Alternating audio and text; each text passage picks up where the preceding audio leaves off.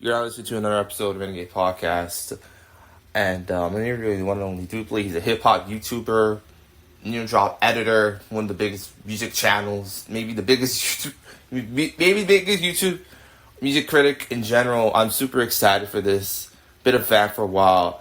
And let's get it. 3, 2, 1, go. Hello! Hello. Bro, how you doing, my man? How you doing? I'm pretty good, bro. You don't know how much, like, this means to me, bro. I've been watching your channel for years, bro, and all through the journey, man. You know, and now I have an opportunity to interview someone like you. It's an honor. You know? Thank you, man. You're welcome. So, what have you been doing recently, man? I know you dropped a video about Ben Shapiro, but, like, what have you been doing recently, you know, in terms of just kind of video making stuff? Right now I'm working, how recent do you want to go? Huh? How recent do you want to go? Like, last week. Last week I was writing this script, this new video about, I'm doing like 7 levels of rapper. Wow. That's the next video. Wow. And I feel like that one's going to do really well. Yeah. Yeah. But besides that, I've been just like chilling, just like, I don't know. I was doing like trying to rest up after the last video. Yeah. It was pretty intense, the workload, you know? Yeah, I know. I can't imagine. Did you see that new clips track list? Oh, I didn't. That just wait, let me look at it right now. They put it out? Yeah, they put it out. I saw it on Reddit. Oh. Yeah. I'm gonna look at it right now. Yeah. I'm really excited for that album. Yeah, that's gonna be releasing on my birthday along with the Superman movie. So, yeah. Shit, let me see. Oh shit, they got Tyler here. Yeah. Oh God. They're saying Ye collaborated. I don't see Ye anywhere. Yeah. I don't know, man. Did Push It like disparage that dude couple weeks ago in their interview? What's going on? Yeah, that makes no sense. Yeah. Oh shit. This is gonna be an event. Yeah, it's gonna be an event.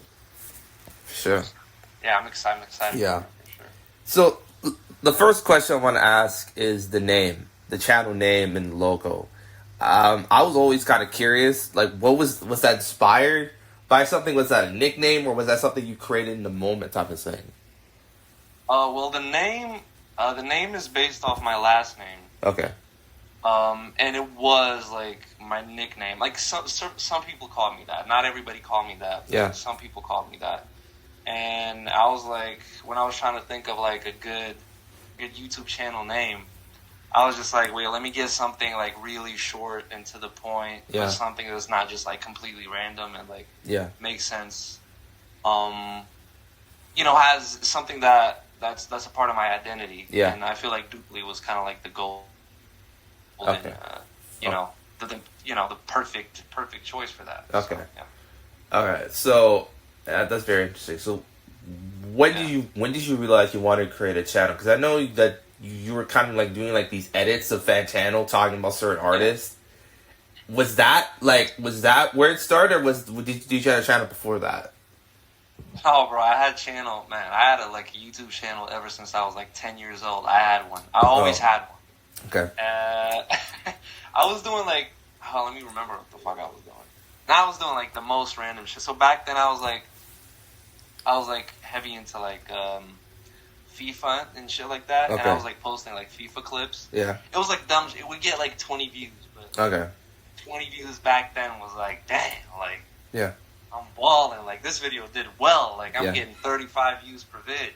Yeah. So back then I had like this channel where I was just doing that, and then I started doing like stupid like gameplay walkthroughs. Nobody watched them. Yeah. I started posting like 2K videos. Nobody watched them, and now, I mean, if you want to ask me how I got to like posting on the Duplee channel, I think it was June 2020. Mm-hmm. And I had just like gotten into Fantano and that whole thing, and obviously it was like during the COVID era, and I had like fucking nothing better to do. I was like, wait, this guy streams. Yeah, it was like this guy streams. Let me go tune into his stream. Yeah. But so I'm not from the U.S. It was like super late. Okay. The time zone got fucked up. So I was like, let me just record the stream and watch it in the morning. All right.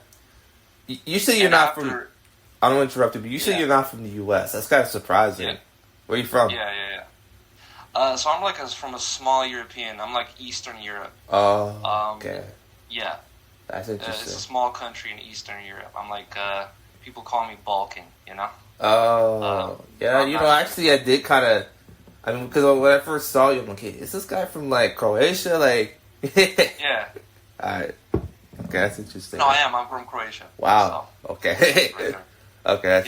That's guessed it right on the nose. That is interesting for sure. So, how does your upbringing over there? How does it sort of influence the content you make, or does it have no impact on that?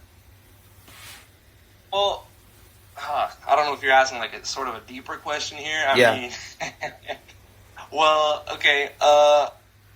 Well, growing up here, like culture, obviously very different than the U.S. and everything. Yeah. And I guess this is just like speculation, but I feel like I never fit in with like the culture here. Okay. So I took a liking to hip hop culture, as sort of like a haven to like, as a place where I felt like good and safe and like cool and like shit that like kind of suited my personality. I feel like. So I kind of like just like dove deep into that. Okay. Obviously, during my childhood and everything, my parents, my dad specifically, was like a fan of hip hop. He had like some Tupac CDs that like listened to on the way to kindergarten. Yeah. And stuff like that. So yeah. Wow. That's interesting. I know in like Croatia, like there's a big like they're very passionate about soccer. Are you into soccer? Into sports at all? Or I know you play FIFA. Yeah, I'm a big sport guy. Big sport guy. Okay. I used to play like I don't know if you've heard Dinamo Zagreb. Yeah. Yeah. So I used to be a goalkeeper for them. What? Until I was like, yes. Until I was like 14. And like you're like in the academy type of thing, right? Yeah, yeah. Wow. Yeah, I was in the academy, but I wasn't in like the first team. Okay. I did like an audition for it and everything. They ended up not accepting me. I was like slippery, bro. It was not my fault. My cleats were like super slippery, bro. Okay. It's a story for another day. But but yeah, I used to be a goalkeeper for them, and then I like kind of got into basketball and stuff like that. Now I'm more of like a basketball guy. All right, that's interesting. Yeah. Did you like ever come across? Did you like see or come across any professionals or guys who would become pro for Croatia or anything like that? Oh, that's interesting. I'm fucking not sure. I thought about this actually recently. I was like 12 or 13. I don't remember any of the guys' names. Like, I wasn't like super friendly with anybody there. Like, I was just there, like get in, get out, do my training. I don't remember, but I'd have to assume yes. Like, I think for sure. Yeah. Absolutely yes. All right. I'm not sure who exactly though. Maybe I don't know if you're familiar with his name is Martin Baturina. Yeah, I remember. Yeah, I remember. I think I'm pretty sure I trained with him. That's interesting. That's interesting. Yeah. That's interesting. So, yeah. Do you think you could have went pro if you kept at it, or? Fuck, man, I don't. Well, sure, yeah. Obviously I could have, but I feel like at the time I was like too sensitive of a kid.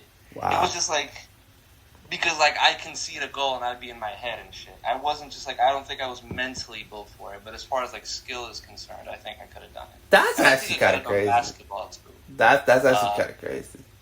I think I could have done it for sure. Okay, that's interesting. That's very interesting. So, like, it feels like every video that you do now, it's doing really, really well. Your Shapiro video is almost at 200K. This video you've done got over 1 million. You have almost 200K followers on YouTube. Like, do you how do you process that? Like, do you take that for granted, or did you think you're gonna be at that level no matter what? Bro, I take it for granted. I take it 100%. I take it for granted. I don't think about it ever. Like, I'm just like in the process of trying to figure out like what the next move is. All right. But that's just like usually YouTube. You don't have the time or like the luxury to really sit back and appreciate. Yeah. What you've built. I mean, obviously, I'm very proud of the whole channel and how well it's done. But I just don't have a lot of time to think about it. But yeah, it's true. It's been doing better, like a lot better recently. Okay. And I'm fucking happy for that. Absolutely. Okay. That's interesting. So, the video that caught my attention was, funny enough, maybe your most popular video at this point is the Fantano hating on Eminem thing. How did that come about? Well, okay, after I had started posting the like Fantano clips, they were doing pretty well, and I was like trying to figure out, wait, how do I do something else besides just like playing Fantano clip reactions? How do I like branch this content out into something else? Yeah. And the first thing I thought of was like hating. Actually, first video I posted was Lil Baby and Gunna. That video is not, I think, pretty sure not up on YouTube anymore. Yeah. But him hating on Lil Baby and Gunna, I think that did like 150K. Wow. And then I just like started doing it for other artists. All of them banged. All of them did extremely well. Yeah. And obviously the Eminem one came about. That was like the grand finale. That was like I announced like I'm hanging up my boots after this one, you know. Yeah. But yeah. Yeah, I think that one did the best. That's very, very interesting. Like, when you see your videos, like, blow up, do you sometimes think to yourself, like, how is this, like, it feels like it's magic type of thing, or is this, like, something in the moment? Well, it used to feel like that. But now spending more time on YouTube, I'm starting to realize, like, there's no such thing as magic. It's all, like, very logical, and there's a reason for every video that blows up. Yeah. Every video that does well, there's a reason it did well, and others didn't. So you're just like you're stuck trying to figure out why did that video do better than the other videos. Yeah. Because like, obviously the goal is not to get like one viral video. The goal is for your whole channel to go viral. Yeah. That's interesting. That's interesting. So, like, how did you like the Fantano clip edits? I can't imagine how long that took to make, and you were like making quite a few of them. How long did that take, and how did you catch the attention of the actual guy? Like, how does that happen? Wait, sorry, can you repeat the end of that question? I'm sorry. How long did those Fantano clip edits take, and how did you sort of catch the attention of the Theneedledrop in general? Well, those compilations took a really fucking long time because I was like editing on my old ass laptop. It was just not made for video editing at all, but like it was on my dad's HP, old as fuck, shit laptop. But I did the edits. I think they took like, I don't know, they took like 40, 50 hours each at least. I was like super perfectionist about it. Okay. And then I think, I don't know exactly when it happened. I think it's like it was a little later on because the compilations came like 2020. Yeah. I think it was like 2021, maybe even 2022. I kept up the like reaction uploads and stuff like that. And I think Fantano just hit me in Twitter DM. Wow. And he was just like, "Hey, would you like to edit some videos for me?" And that's crazy. Yeah, I was like, "Yeah, fuck it, of course. Yeah, why not?" Wow. I can't imagine that. You just got into the guy, and next thing you know, he's in your DMs, and he's asking you to edit his videos. That is crazy. I can't imagine. Yeah. Like, how did you process that? I can't imagine that. Man. That was like, it's so far ago, and so much shit happened in the aftermath of that. I kind of like forgot about it, but obviously in the moment, I was like super, super, super. Like stoked about it. I was like in my head, like I was imagining myself go like crazy. That's like if that answers the question or who you're asking, like how does it feel in the moment? Every time I like fantasize about like, oh yeah, I'm about to hit 10 mil. I'm about to hit 10 mil. Yeah, like, it's over. Like I'm taking this shit over. Yeah. But then like you come down from that and you crash. So yeah, I had to like kind of refrain from that. Wow. Pattern. So yeah. Wow. So like when you were editing those Fantano videos, how did it work? Did he just send you just a bunch of stuff and you had to piece it together? Or was the things already finished? You only had to do like these trimming in it. We'd agree on an idea, and I had to do all this shit myself. And Wow. when I was done with the vid, I'd send him the vid over, and he'd just say, "Yeah, this is good," or maybe you could fix this a little bit. Okay. That would be it. So like, actually, what fun videos? fact about that Fantano shit I edited. I actually edited one video for him that he never posted. I'm still mad about that shit.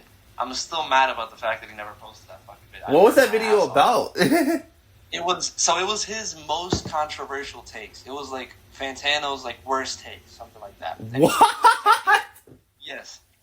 It was his idea. It was supposed to go up on his channel. He said like, yeah, it's going up tomorrow. It never came out. Wow. Never. You still have the video? I think I actually do. I think I actually still have the video. Why don't you upload it on?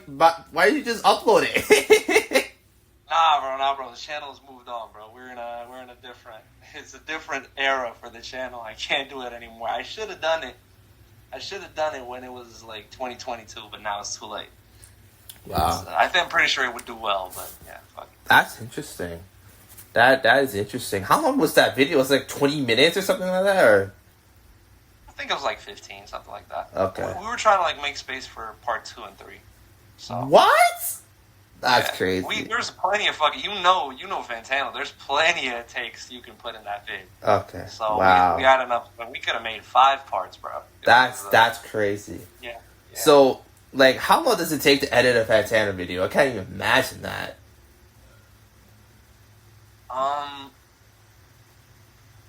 Edit a Fantano video? It's a little shorter than it takes to edit my videos, I'll tell you that. Okay. I mean, the compilations, again, they're like so far away, but I'm assuming at least like 40, 50 out. Okay. It was a lot of work that was being put into those comps.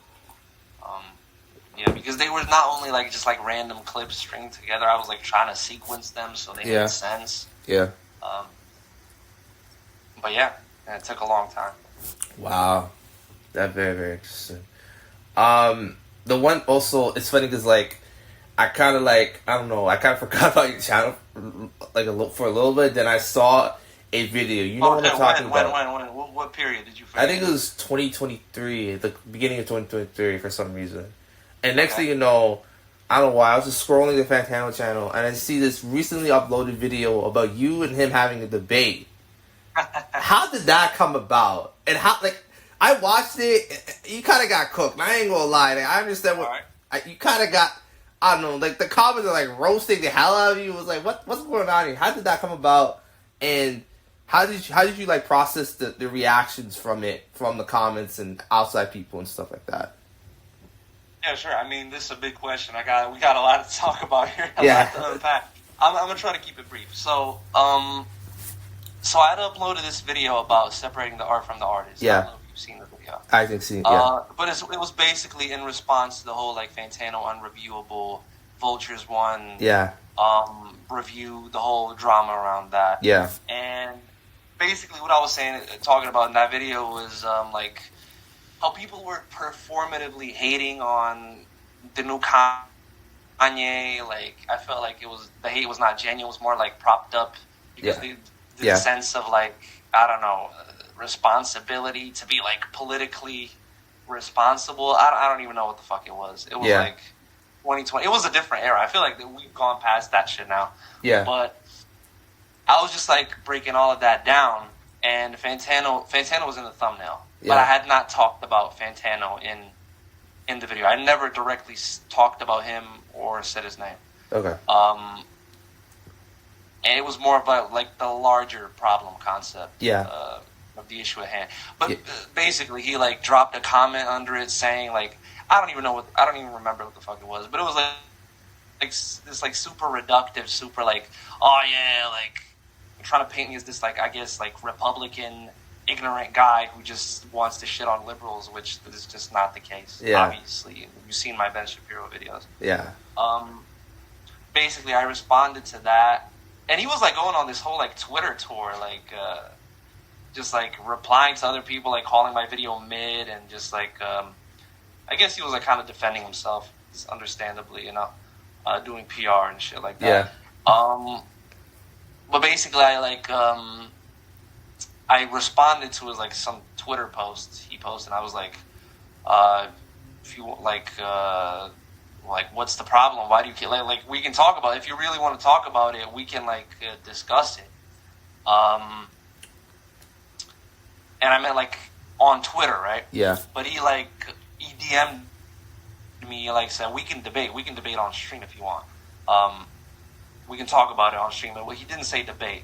He said we can talk about it on stream. Okay. And I was like, shit. Well, I'm not gonna refuse the fucking opportunity to talk to Anthony Fantano, right? And I was honestly, I was like really invested in like the whole convo, on like the whole topic.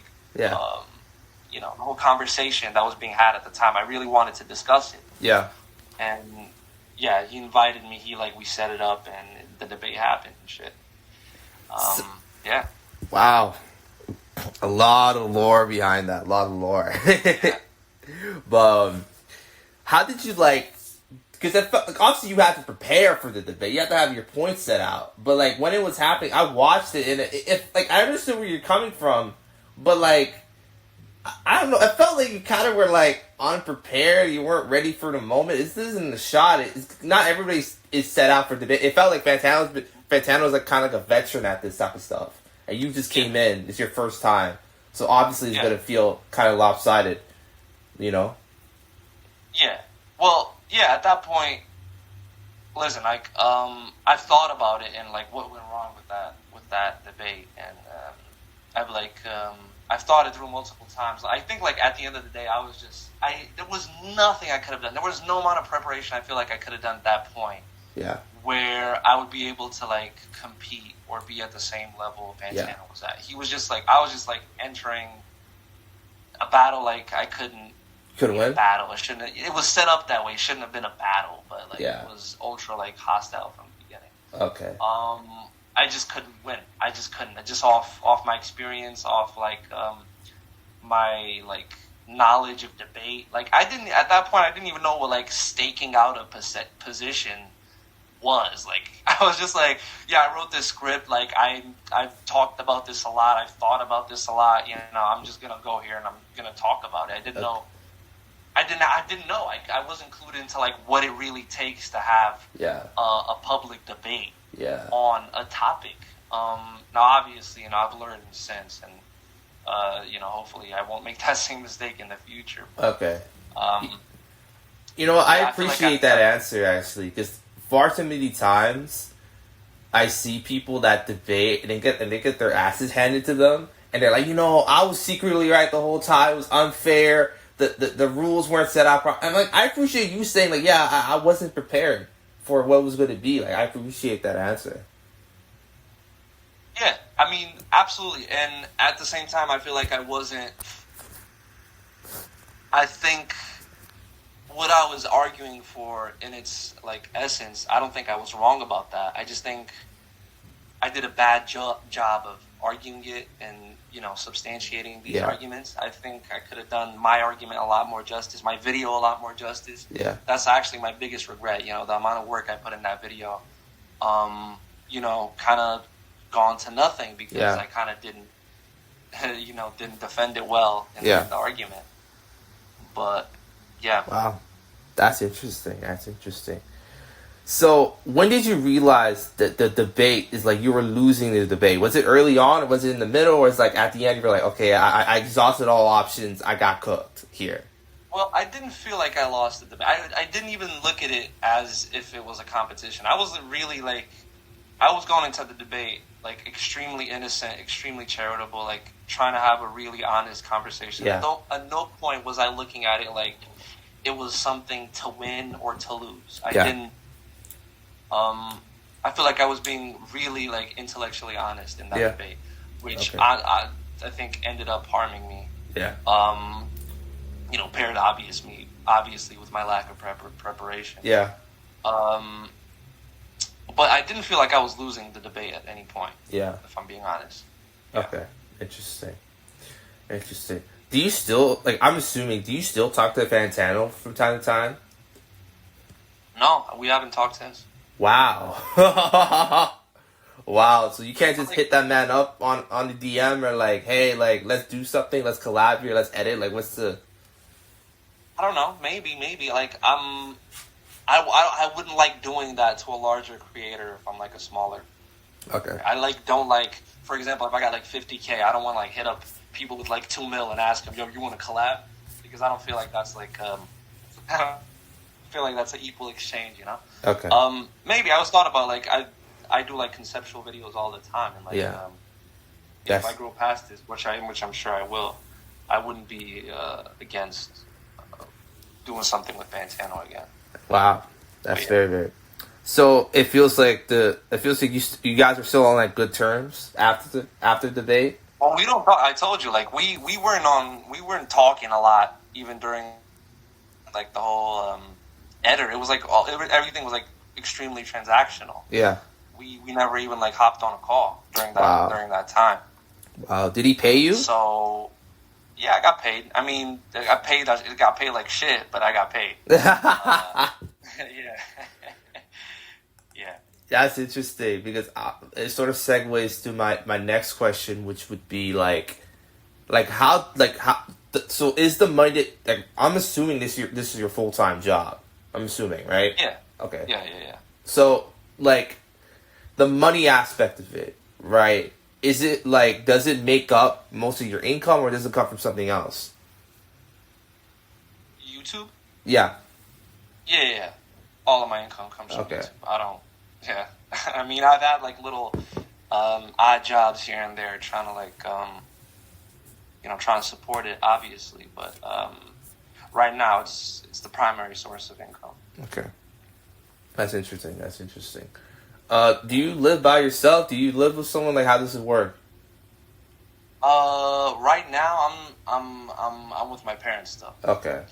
My young guy is still trying to establish my channel to the point where I can securely say, okay, bro, I can stand on my own 2 feet. Okay. I'm moving. Have you thought about if you get to that point, have you thought about moving to Canada or the US for more opportunities with creators or something like that? Oh, absolutely. I mean, not even more opportunities, just the cultural aspect. I feel it'd be such an easy and smooth transition. Okay. But obviously, yeah, I'd want to visit and see if it's I'm not gonna stay, but yeah, definitely plan on doing it. Okay. Sometime soon. Interesting. So it feels like you kind of it feels like you kind of know a lot more about Fantano than most of us because you worked with them. How's it working with him? How's it sort of collaborating with him, working with him? I know you mentioned a video that he scrapped. Was there other videos that he scrapped that you were supposed to edit on, or that was the only one? That was the only one, and I mean, yeah. Again, besides that, it was very transactional, very professional. Okay. This. It wasn't a lot of buddy. Okay. It wasn't a lot of buddy going on. Okay. Which was fine. I respect it. It was interesting. It's just business for him. But yeah, shit. Okay. There's no other videos he scrapped. We didn't even do a lot of videos together. I think it was 4 or 5 hits. All right. Did all of them go viral, or? I mean, I'm not sure. I'd have to check. I think I did a Kendrick Lamar loving compilation. That was 350K. I think that one did all right. Okay. And there was the whack bars. Those went viral. Those okay. went 2 mil. Those are one of the best performing vids on his channel. Wow. Wow. That's actually great. The videos he has. I don't know if you know the compilations. Yeah. Right? The ones he has all up on his third channel. It's up on Fantano streams now. Okay. Those were vids I gifted to him. Because originally, you may know, like they were uploaded on my channel. Yeah. So I was like I started putting out vids on my own. I was like, yeah, I've been like plug for this guy for so long. Let me like gift him like these 5 videos as like a show of show of love for everything. Everything that his channel and his content gave me. Basically gave me a platform. Okay. So yeah. Interesting. So what is the future of your channel looking like? Do you think you might sort of veer into a different type of sort of content, or do you think you're going to be making videos about hip hop till like the sun burns out? I don't know. I mean, obviously, as a creator, your objective is to like get the most views possible. But I've always like had this dilemma as to where white people in hip hop have a history, Yeah. where it's like you kind of like you get big off it and then you like abandon. Yeah. You abandon hip hop. You like go rock. You go country. I never really want to do that. I always want to like kind of like stay true to what my roots were. Not literally, but on YouTube. Yeah. Obviously, the origins being so hip hop centric, I'd want to always stay. Okay. To some degree, Okay. Interesting. So, have you ever scrapped a video that you make or in concept? Yeah, absolutely. I have multiple scripts that I've like fully written out and I never got around to doing. It was just either something else popped up, which was like super, super like trendy, or I was like, nah, I don't have time for this. Okay. But yeah, there's a couple videos. Now that I think of it, it's like it was a video about Lil Nas X. Okay. It was like a super conceptual video, Lil Nas X and Tom McDonald. It was like 2 sides of the same coin, some shit like that. Okay, that's interesting. Yeah, and it was like a Diddy vid I actually did like. Okay. Yes, I had interviews I did for that vid. That vid that shit took a lot of my time. And you just didn't drop it? That's interesting. Just did like bro. That shit took up. That was a fucking roller coaster. Never got to uploading it. Wow. But that's just like a part of YouTube. You're not gonna finish every project. Okay. And rightfully so. Maybe it's for the. You mentioned you got interviews for that. Like, did you interview like former Bad Boy people? Did you like or fans of him or? No, I mean I reached out. But no, what I ended up doing interviews for was like a journalist who was like super clued in on like the Diddy situation, and like a psychologist where I was like, what's wrong with him, Okay. Yeah, those are 2 guys I interviewed. That's interesting. That is interesting. Is there like a recent example that you scrapped a video recently, or? Let me check. I'm gonna give me like a couple seconds here. Latest example was I had a video about which I was writing the script on, and I ended up not doing. Yeah. About growing old in hip hop and like becoming an old hip hop fan. Yeah. Inevitably becoming an old head. I had that vid, which I think is a really interesting concept. But yeah, that's interesting. So, my other question would be is, how did you get into hip hop in the first place? And what was the album, single, or artist that that made you fully bought into the whole thing? Oh, this is interesting. Well, okay. Well, obviously, okay. So at the start, I talked about this earlier in the interview. Yeah. It was like the Tupac records and stuff like that. Maybe something like really basic shit. And then like inevitably, as like an 8-year-old white boy, you get into Eminem. You're like, oh wow, he like raps really fast. Whoa, this is cool. Yeah. But I was always just like a casual fan. Yeah, I was just always just. I liked hip hop, but I wasn't like a heavy hip hop fan. What really got me into like the culture of hip hop and like albums and stuff like that was Thug's album. It was so much fun. Okay.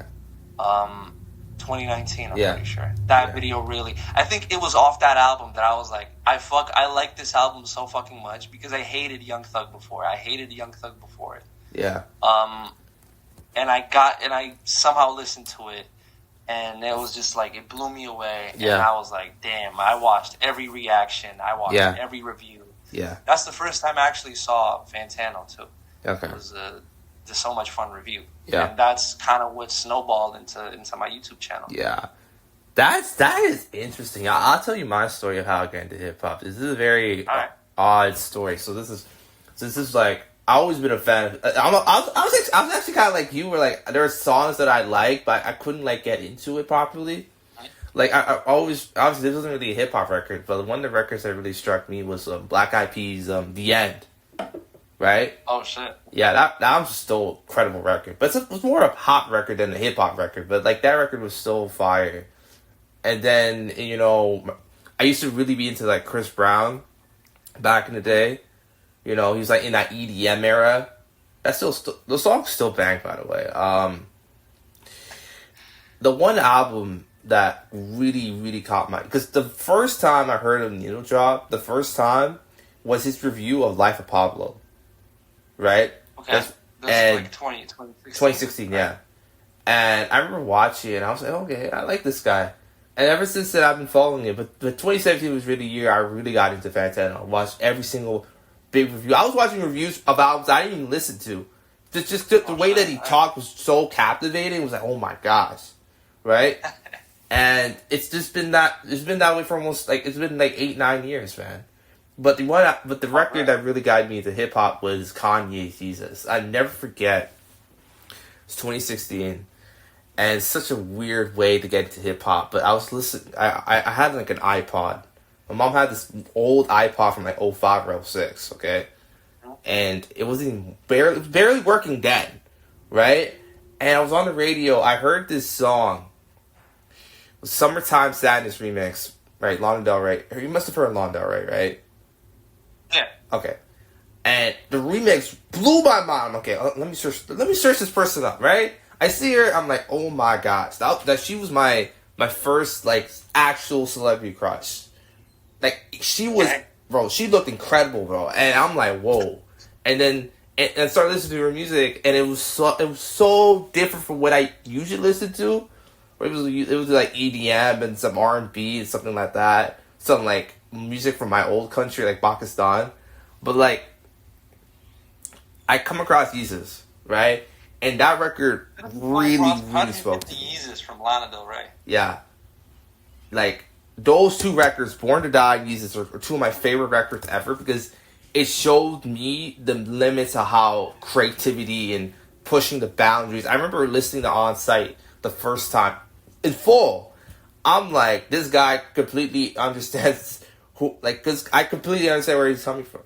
Because that whole Jesus record came from the fact that Kanye was angry at the zeitgeist, and he was angry at the fashion industry for not embracing him the same way hip-hop did, right?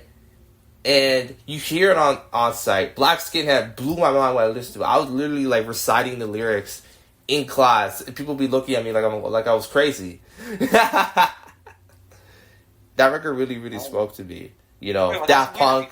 I was a massive Daft Punk fan. So when I saw Daft Punk over that record, I'm like, oh, he understands. Then that's how I discovered Arca. That's how I discovered Kazakhstan, Hudson Mohawk. I still listen to those dudes till this day, right? So, I mean, it's very interesting how art, like, affects people differently. That's why I never understand making fun of someone of liking an album that's not liked by everybody else. It's like, well, maybe the record spoke to them in a way that we really can't really understand or comprehend in a way, right? Yeah. I mean, but it's fun to make fun of shit. Yeah. But yeah, it's interesting how you took like a different route. I mean, yeah. Usually people like Jesus is like an underground album. It's like you gotta listen to hip hop to like really like you gotta listen to more like underground shit to really garner an appreciation for the kind of eccentricity of Kanye on that album. But like you got into it right away. You went right for the deep end. Yeah. You got into like the super experimental new stuff right away. So, yeah. All right. You know, another artist that I got into was the Steph Grips. Right after, because I saw Fantano Jesus right away, bro. review. I got into Death Grips. I really liked their first. I still really like their music. But that first record, like the I Got Footage, that song was fire. I remember like I don't know why I did this. This was like this high school, Mayfield. It was Mayfield's it's near the border of Brampton and Caledon in Ontario. Okay, and I remember because there was a class I had. I think it was social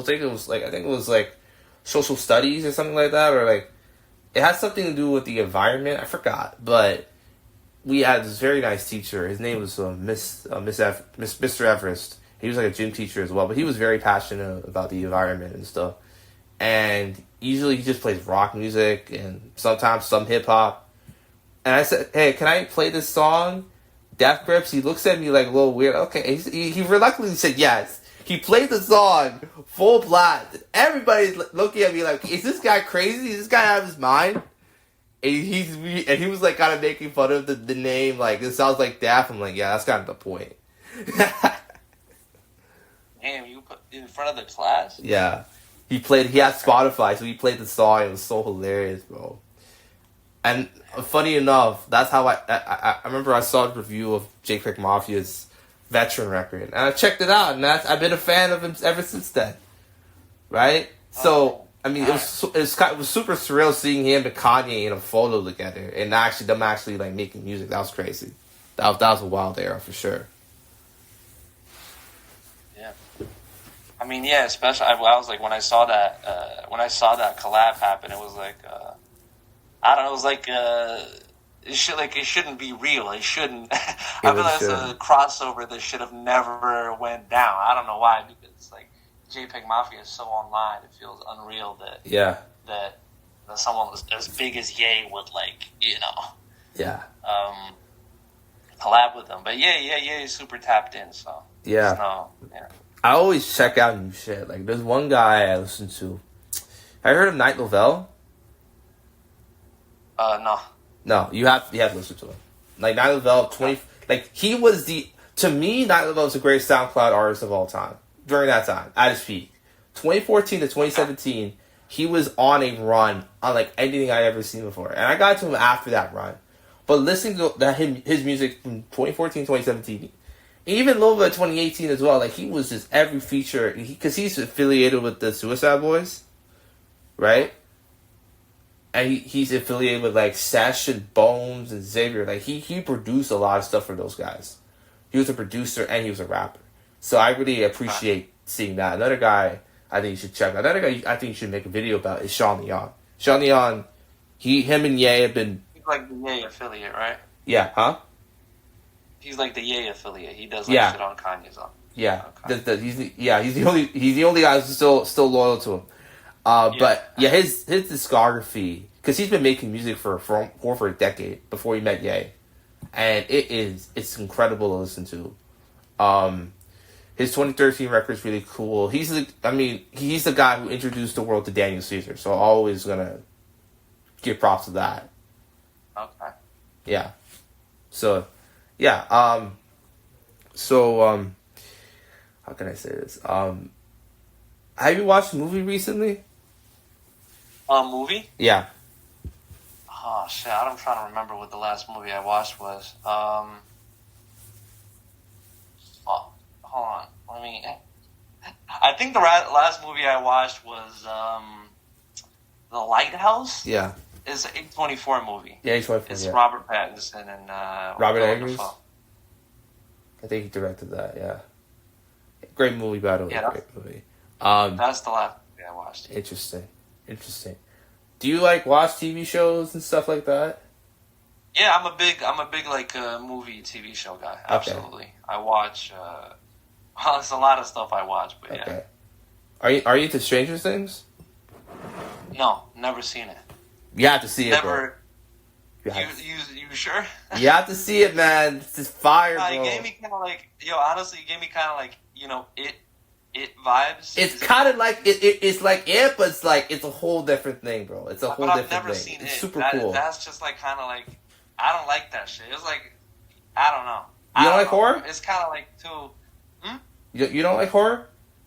No, it's just that like brand of horror. I feel like it's it just gives me. I've never seen it, so obviously I'm just talking on my ass here. But yeah, like the vibes it gives off is just like kind of like super poppy and like commodified. So you know. Okay. I understand how you feel, but you have to give it a chance. The last season's gonna come in a couple months, so you still have time to catch up. You know.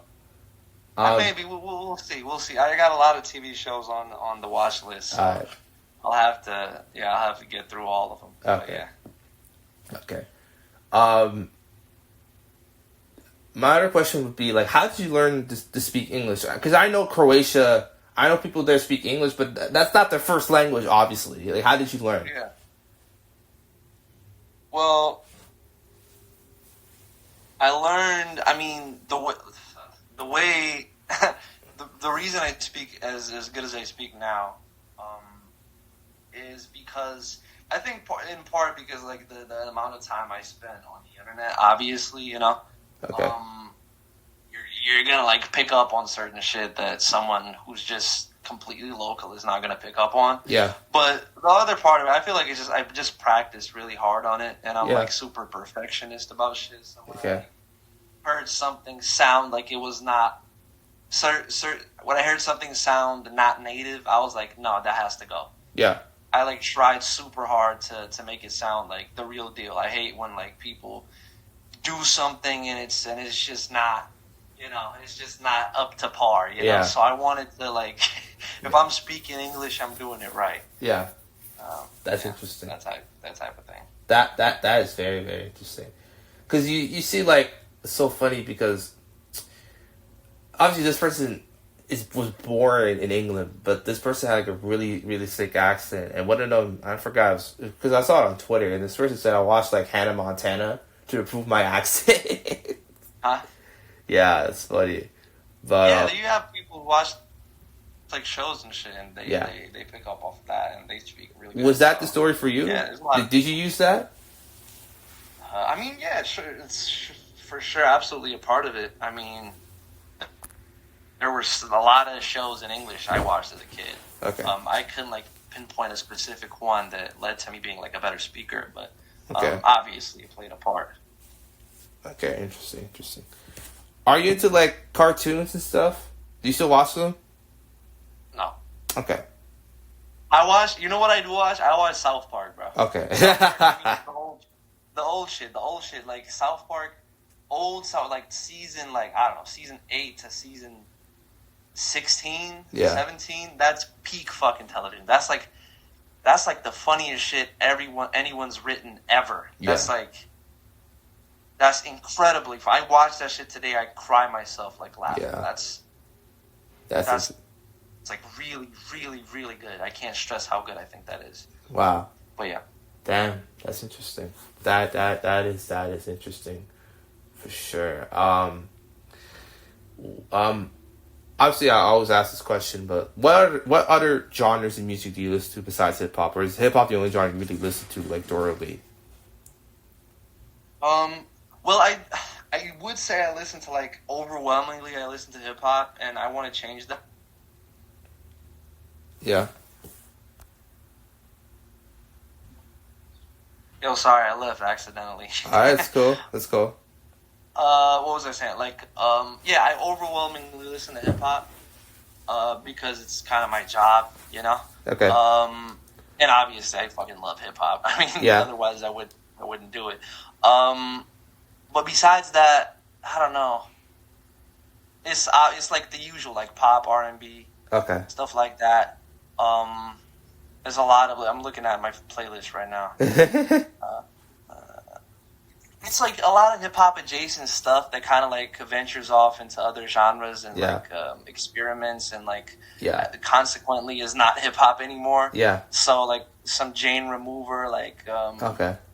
What else? Like Young Lean, shit like that. Okay. I listened to that new Charlie album. I liked it a lot. It's fine. I got some like Talking Heads in here. I'm like trying to get into like old rock and stuff like that. Okay. But this is obviously like very, very surface level. Okay. Yeah. Okay. Do you use it like electronic music? Like EDM? Yeah. No. Okay. I've like the only like actually like culturally relevant EDM album I've ever listened to is like that Kraftwerk. Wow. If you're familiar with like that. Kraftwerk. Wow, that's album. That's a very interesting artist to get into, actually. Yeah.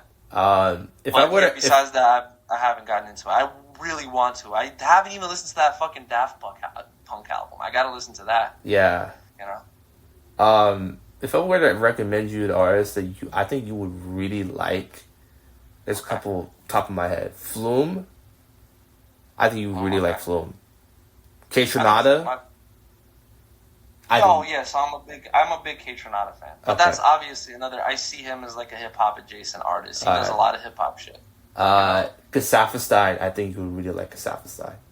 He's like the Weeknd guy, right? Yeah, he collaborated a lot with The Weeknd. He collaborated a lot with Kanye, like back in the day. Another guy, Sam Gilardi. I think you really like his music because it's hip hop adjacent, but there's stuff that he does that is like very off the wall. It's very interesting, especially because he's singing more now in his music than before. It sounds really good. It sounds like kind of like Tori Moi type of vibe, you know, but more polished. Oh yeah, all right. This isn't an electronic artist, but I really think you should listen to Ray. She's like this R&B, sort of like Amy Winehouse, but more like gangster type of vibe. It's really interesting. Ray, Raye. Oh, she has that 070 Shake song. Yeah, Escapism. Yeah, that's how I discovered it. Funny enough, my brother showed me a song back in the day. It's her and Jack Jones. And it's called "You Don't Know Me." I heard it, I'm like, okay, I'm gonna check her out, and I checked her out, and her music wasn't really up to, I don't know, I didn't really mess with it, but I respected it.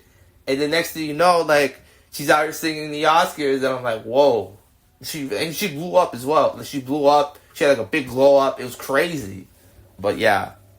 Another one. Have you heard of Kalani? Yeah. Okay. I would say like get into music more. I think there's a lot of sort of hidden gems. But yeah, I mean, you know, I listen to a lot of stuff, bro, like all over the place. So okay.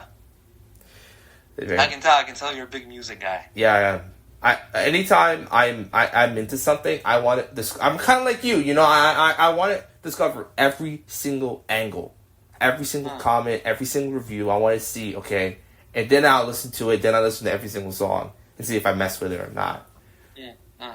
It's time consuming, considering like, I mean, I just graduated from Humber Polytechnic for radio broadcasting, and I think I got in as a volunteer for one of the college radio stations, the university radio stations in downtown Toronto. So that's super cool, right? There's like a shit, that's big. Yeah, it is for volunteering. I mean, there's a seminar in August 5th. I'm gonna attend. Congrats on that. Shit. Yeah, I know. That's a big thing. I know, it's crazy, but how can I say this? So, is this interesting? You sort of that there's this sort of narrative about like, you know, white people in hip hop and how people perceive them and how, if they're really accepted into the culture or whatever. How do you like navigate that as a content curator? Because I can imagine there's people who would accuse you on the daily, like you're a culture vulture, you're in it for the money type of thing. How do you like avoid that? Well, I feel like I don't get a lot of those comments, okay. which I'm thankful for, because it's obviously always in the back of my mind as someone who's like kind of partaking in someone else's culture and like away from my own, you know, it's always in the back of my mind. Yeah. But yeah, I feel like in the way I do it, I feel like, and not to be like super boastful or anything here, but I feel like I'm super aware when it comes to stuff like that. I'm like, I know better than to do some shit like, I don't know if you're familiar with What's the Dirt. Like, What's the Dirt? Yeah. You know who What's the Dirt is, I know right? who he is, yeah. Yeah. So, like, the way he got packed up was fucking stupid. He was just like... Yeah. But he showed just, like, a complete lack of awareness when it comes to, like, the space he operates in. Just, like, a complete lack of awareness or respect for, like, the culture. So, rightfully so, people kind of turned on him. But that's not something that I think will happen to me, just because of, like, how much I've, like, talked about these things and how aware I am. Yeah. But yeah. That's interesting. So, like, it's interesting you mentioned What's to Dirt, because I'm going to segue into something else. It's something that I noticed ever since the Drake and Kendrick beef, and it feels like now Kendrick's, like, he's the king now, and, it's so funny, because, like, man, I used to be one of his biggest fans, like, back in the day. This is like Damn, and that's when I really got into him. And then I don't know, man. When Nipsey Hussle died, bro, that really, like, kind of, like, shook my whole worldview, And that's when I started getting to, like, a little bit of a conspiracy era. Not that I believed any of them. Conspiracies. How the fuck did you go from Nipsey Hussle dying to conspiracy? Like, I don't know. Like, there's that. Oh, like, I cannot. I'm gonna mention this brother, but there's a video this brother made. This guy's absolutely insane. He's like a anti-Semitic, homophobic trash bag. But this guy named Call for Uprising. I don't know if you heard of him. And he did this video about Nips, and it was ridiculous. I didn't believe anything he said, but the way that it sounded like, I don't know, bro. It sounded kind of captivating. How bizarre he sounded. And I didn't believe it. I was also back in my mind. So when certain events happen, I'm like, okay, is there something more to this? Is there, like, a cover-up going on? And it's just... And then over time, like, I don't know. I feel like I kind of outgrew Kendrick. I ain't gonna lie. Like, it feels weird to say, Because anytime he's on a song, anytime he's mentioned, everybody goes crazy. But, like, I felt like his fan base was also kind of, like, teetering on, like, a full-on cult. And it's like, I can't be a part of this, bro. I have to stay in my mind, bro. I can't be a part of this. So it's so weird, like, it's just, and also there's certain things that he does or his fan base sort of certain takes about him that to me doesn't sound like actual takes. It sounds like, hyperbole or overreaction. So, like, there's a video that I came across about, who could beat Kendrick Lamar in a beef is by this guy named Lil Bill. Have you heard of him? I've seen that video. Yeah. And the one thing that was going through my mind was, like, I can't believe I was a big fan of this guy. Like, everything about him now feels just, I don't know, but there's something off, bro. Like, there's a weird, dark energy about him. And I don't know if it's me, is my mind playing tricks on me or something like that. But I don't know, something's off about him. And I'll also throw guys like Tyler and Cole and Drake into that equation. Granted, I stopped listening to Drake and Cole, like, years before the beef happened. So, like, I mean, it's more of a natural process type of thing. Wait, so what are you asking me? I'm just asking, like, I mean, was there artists that you felt that way, that you just sort of outgrew over time, or? Artists that I outgrew? Yeah.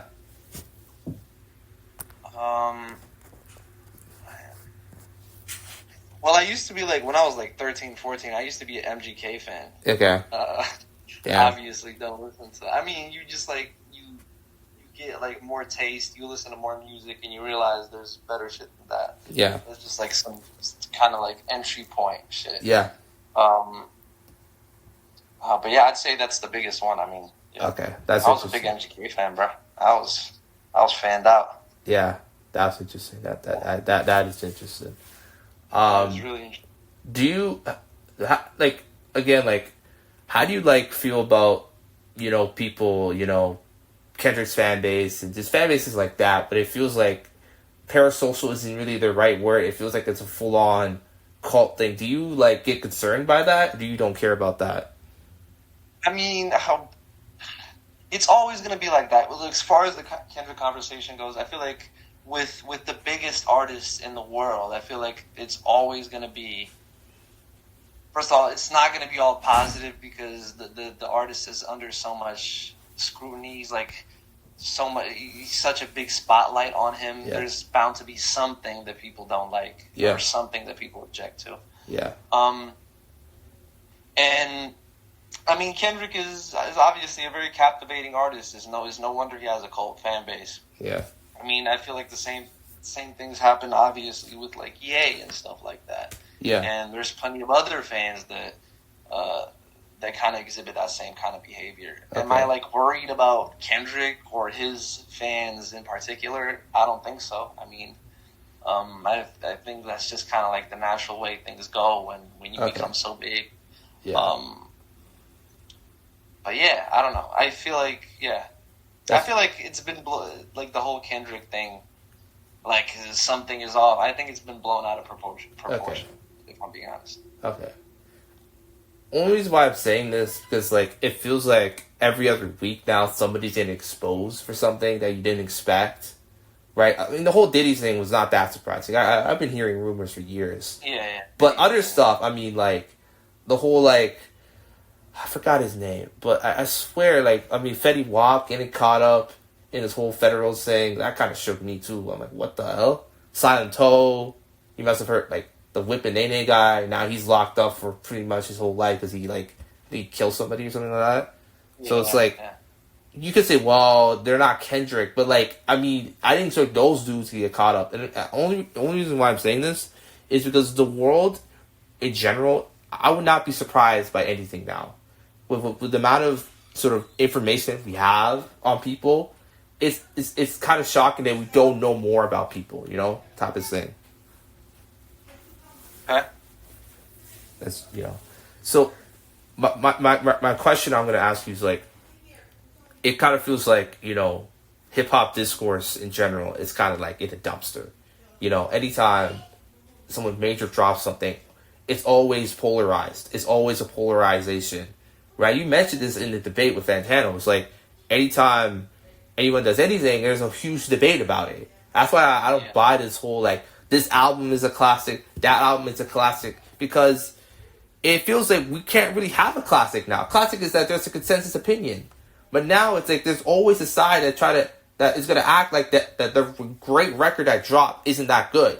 And they're profiting off of it. They're getting algorithms off of it. They're getting streams out of it. Like, how do we combat that? How do we fix it?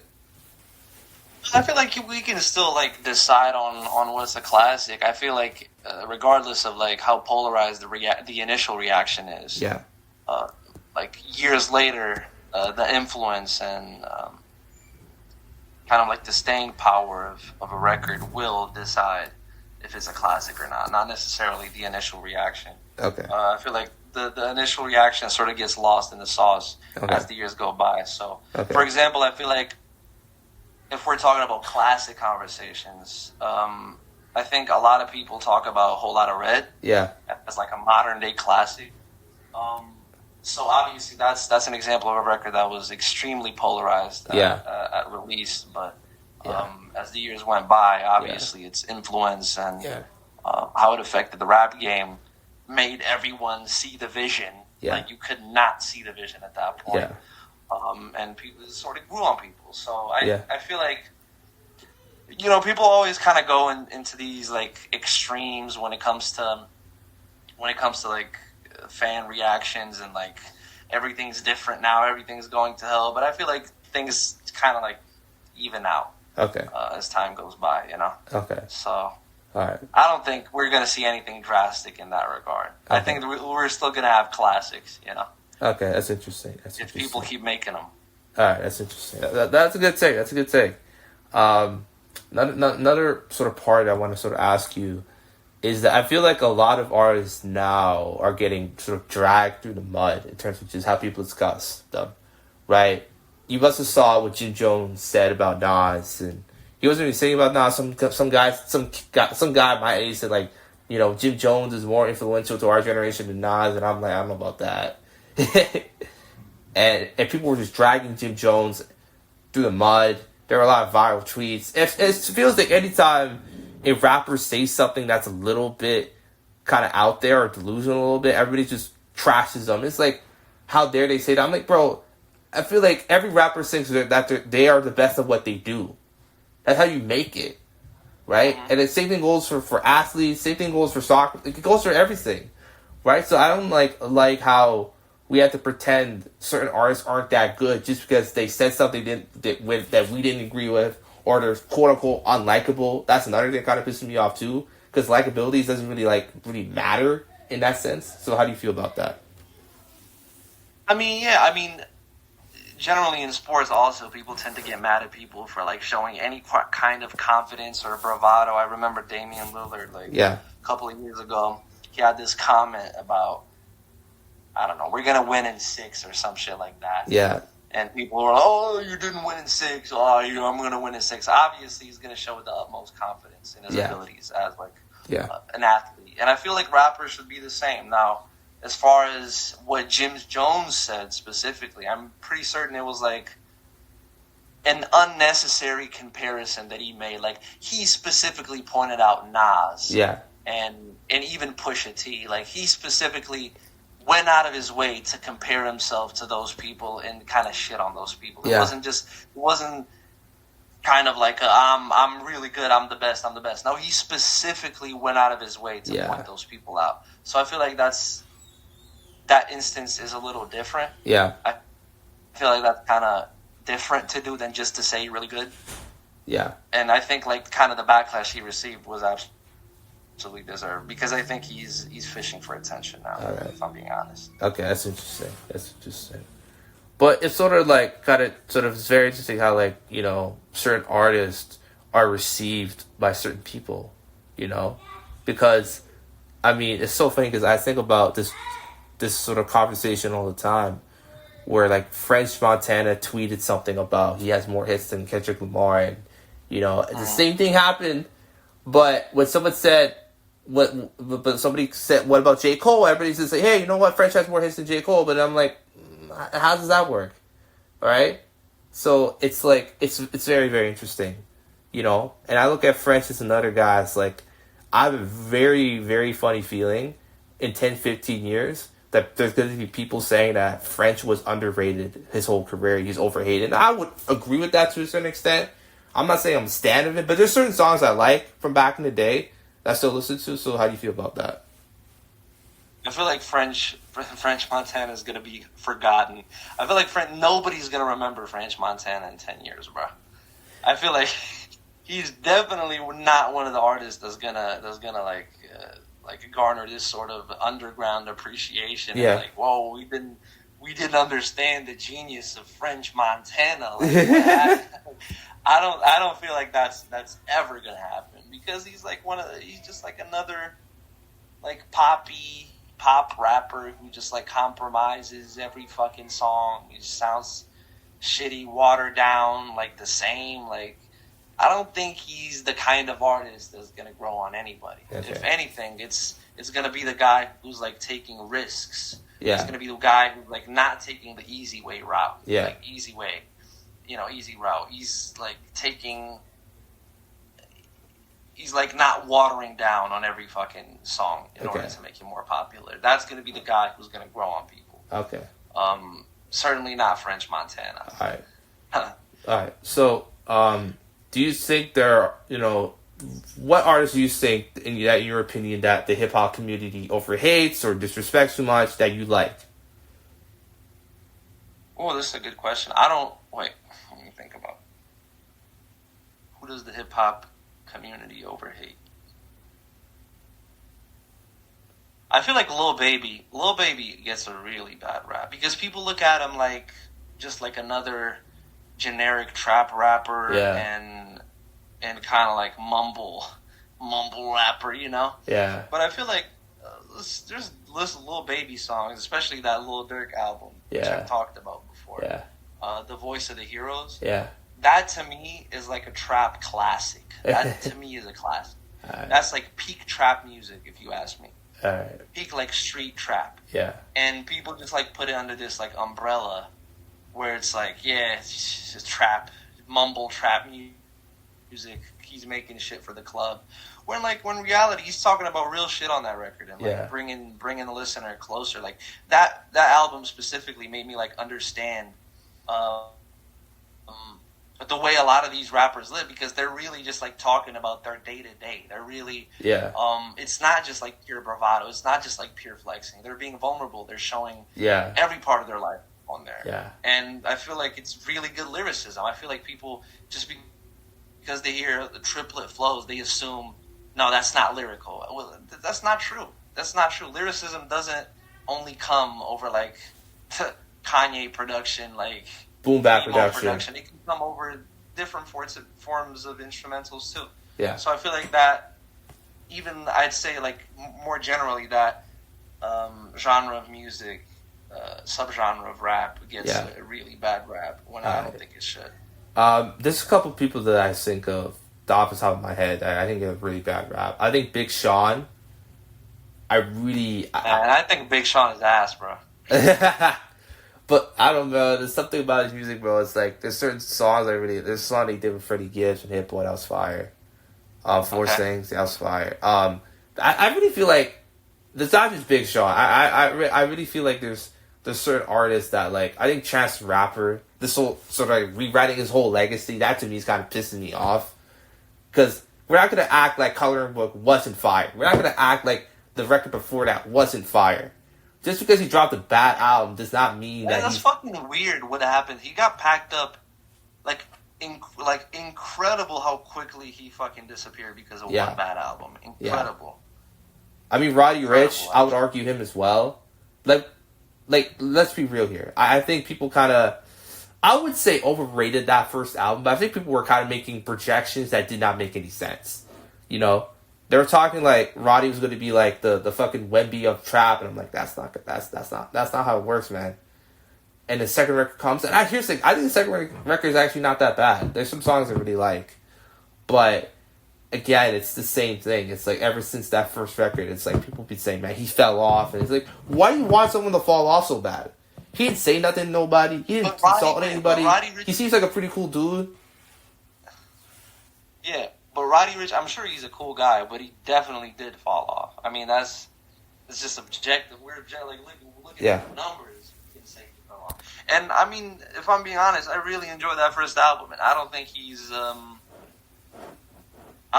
produced anything on that level since. I don't think he's evolved as an artist. I think he had a lot of potential, which he didn't come to fruition. It just didn't materialize. Yeah. And I think it's like similar.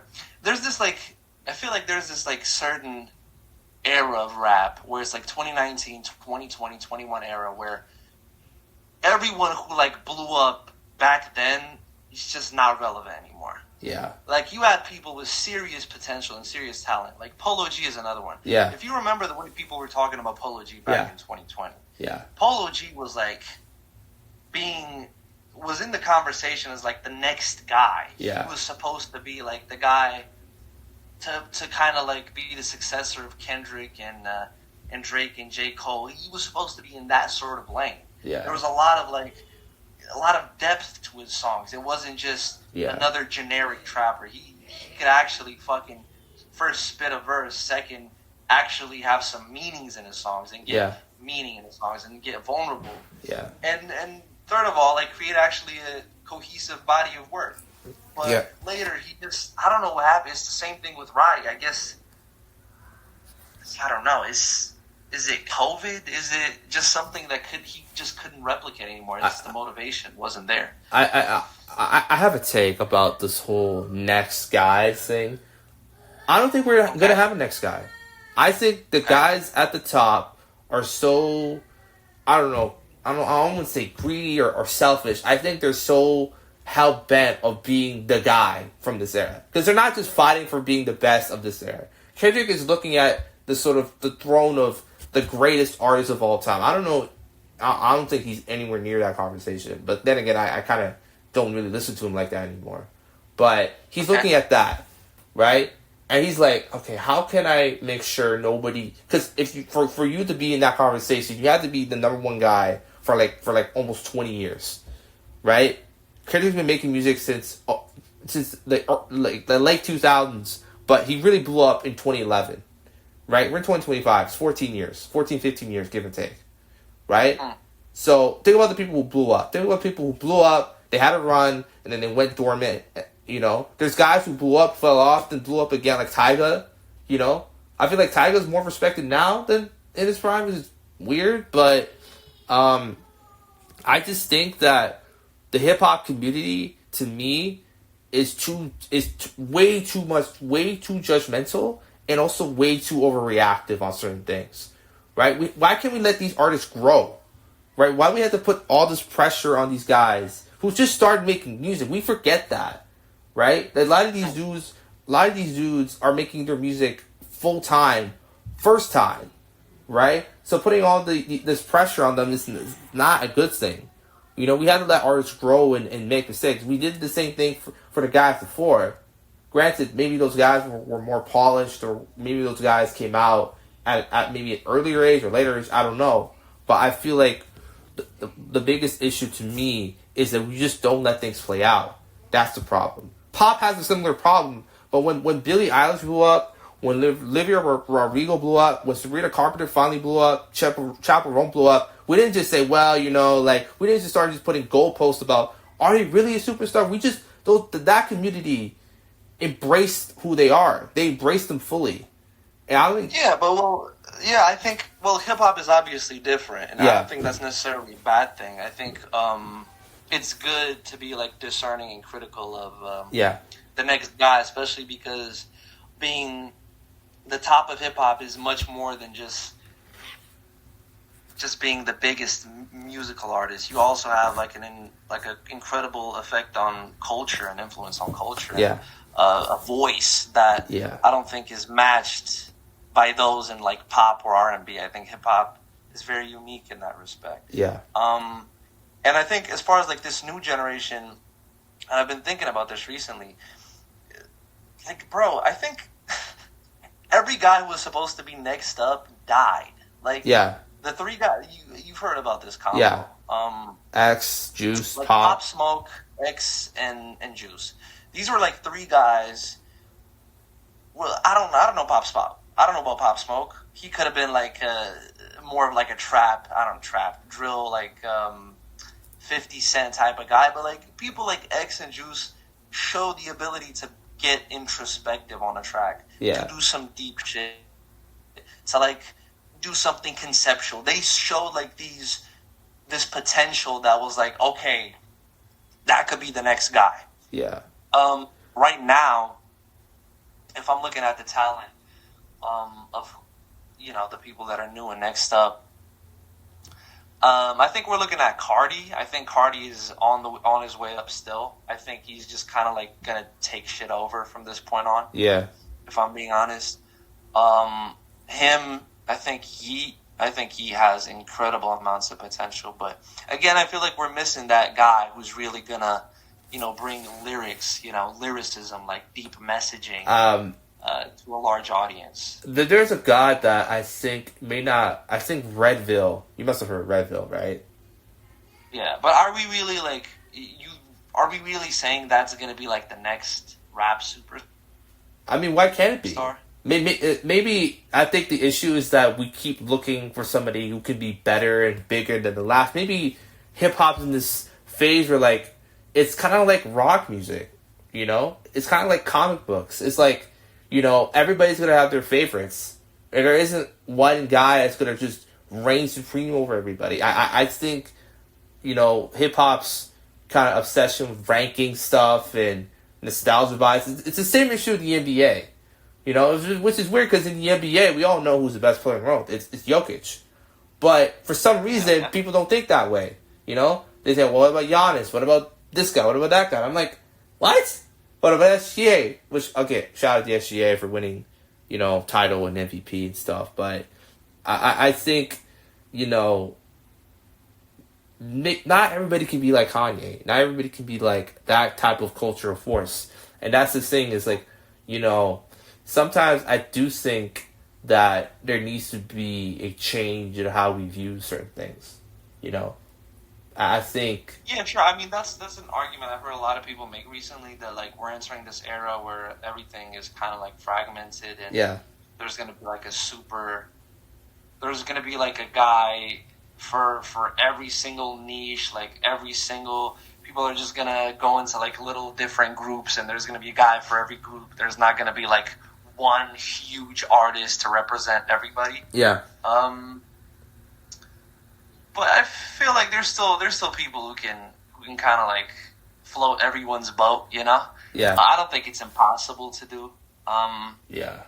I believe there's talent that can really like take shit over, but I don't know. We'll see. I don't see it for now, but we'll see. I think Cardi is like the closest thing we have. It's interesting you mentioned Cardi, because if that's the case, right? Yeah. Then my thing would be, okay, think about like the greatest trap artists of all time. Cardi's music is trap music to me. Trap, rage music, whatever. But why is he not brought up more in that conversation if that's the case then? There are people like Jeezy, Travis Scott, Future, Thug, Gucci, T.I. Those are like the main guys in those conversations. I know people are throwing, what about this guy, what about that guy? But those are the main guys. Why isn't Cardi in that conversation? Do you think he's already in that tier? Yeah, I don't think people perceive Cardi as like a trap artist. Obviously, he's like rapped over trap beats before, but like as far as what his whole aesthetic is and what his fan base listens to, I don't think it's mainly trap. I think when we talk about Cardi, we're talking about rage. Most people see him as like a rage artist, which is something that's different. Yeah, different from trap. When you're talking about trap, like you said, you're talking about Gucci Mane, T.I., and like what Cardi is doing now is so far removed from that. I feel like it's definitely inspired, but at this point, we can't even call this trap anymore. This is like a completely different subgenre. Yeah. So, I feel like instead of comparing him to old trap artists, we're going to be comparing other people to Cardi. Yeah. In a couple of years. Yeah. Yeah. You know, I don't see like people like Destroy Lonely, people like Ken Carson. I don't see these as like trap artists. Yeah. I don't think people. Yeah. That's interesting. That is interesting. You know, so the another aspect I want to sort of kind of talk about is, obviously, we're both big Kanye fans, and how do you feel about seeing his sort of descent into like madness? I know he's always been teetering on that pretty much his whole career, but like this is just, it's new lows. Like we're in the bottom we're in the Earth's core, and it feels like we can get even lower than that. How do you feel about that? Well, yeah, I don't like Kanye. I don't like Kanye anymore. I'm gonna be honest. Like, it's not even necessarily the shit he said, which like what didn't he say at this point? Because I see those as like obvious attention grabs and like things he's always been doing to some extent, but it's just gotten more extreme over time, which was obviously inevitable. Yeah. But like just from what I've seen him say in his statements and the way he carries himself, it's just like this guy who doesn't give a fuck about anything. He's just like wants to grub more and more power and more money. Like, I feel like he's lost that foundational core element that kind of made him so likable, which was like he actually used to care about something. Yeah. If it wasn't like a specific cause, it could have been like, I don't know, helping other people with his music or like spreading a certain message that's going to resonate with a certain audience. But the shit he's just doing now is like pure shock value and like attention grab shit. So I don't know. It just doesn't resonate with me. I can't imagine your reaction with like when he pulled up in a fucking like KKK hood and DJ Academics. When I saw that, I'm like, brother, like, dog, like. Wait, you were surprised? I wasn't surprised. Like, I was just like, can this get even worse? Like, I'm just like, I was kind of shocked just by like, I was shocked that I was shocked. Like, I was like, and I started listening to the interview. I'm like, what is this man saying? Like, here's the thing. There's certain things that he said that was like interesting, but like besides that, it was like, I'm not getting anything of value now. It's like you said, it's pure shock value, And it's like, why? Like, you can't just let the music speak for itself. Like, that's the thing too. Like, well, I mean, Kanye, to some extent, he's always employed some sort of like attention